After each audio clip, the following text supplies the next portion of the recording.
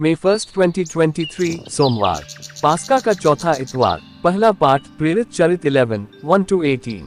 प्रेरितों तथा यहूदिया के भाइयों को ये पता चला कि यहूदियों ने भी ईश्वर का वचन स्वीकार किया है।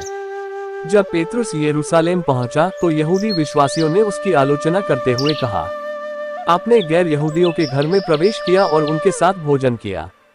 इस पर पेतरुस ने क्रम से सारी बातें समझाते हुए कहा, मैं योप्पे नगर में प्रार्थना करते समय आत्मा से आविष्ट हो गया। मैंने देखा कि लंबी चौड़ी चादर जैसी कोई चीज स्वर्ग से उतर रही है और उनके चारों कोने मेरे पास पृथ्वी पर रखे जा रहे हैं। मैंने उस पर दृष्टि गड़ाकर देखा कि उसमें पृथ्वी के चौपाले, जंगली जानवर, रेंगने वाले जीव जंतु और आकाश के पक्षी हैं। मुझे एक वाणी ये कहते हुए सुनाई पड़ी, पेतरुस, उठो, मारो और खाओ।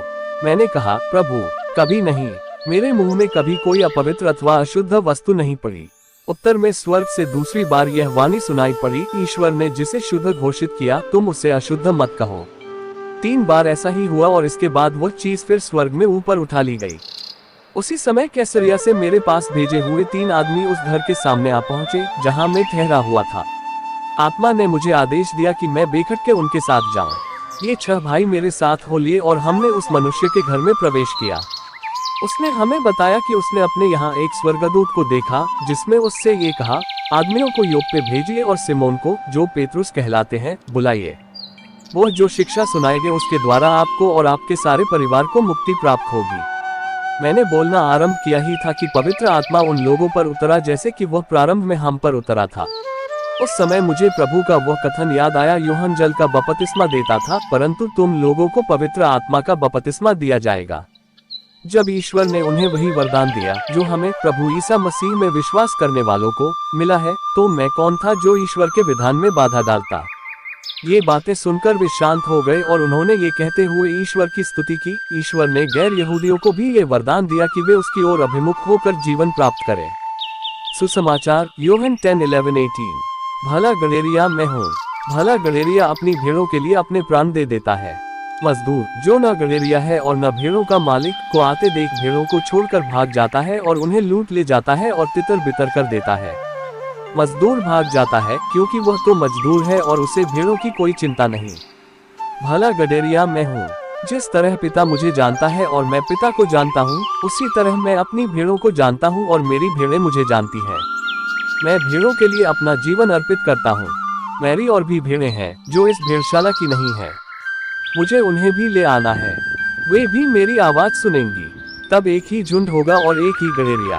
पिता मुझे इसलिए प्यार करता है कि मैं अपना जीवन अर्पित करता हूँ, बाद में मैं उसे फिर ग्रहण करूँगा। कोई मुझसे मेरा जीवन नहीं हर सकता, मैं स्वयं उसे अर्पित करता हूँ। मुझे अपना जीवन अर्पित करने और उसे फिर ग्रहण करने का अधिकार है। मुझे अपने पिता की ओर से यह आदेश मिला है।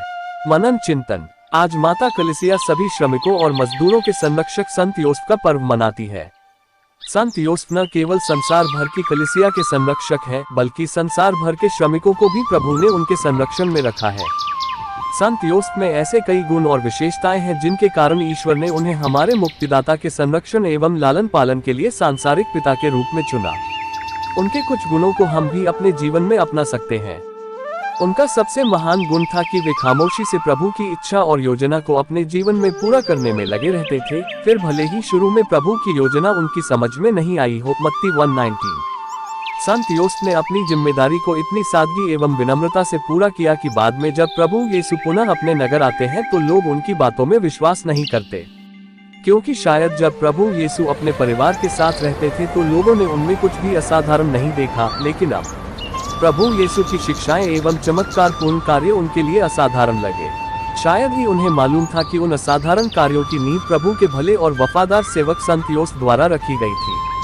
हम भी उन्हीं संत योसेफ से प्रार्थना करें कि हम भी प्रभु के भले और वफादार सेवक बने।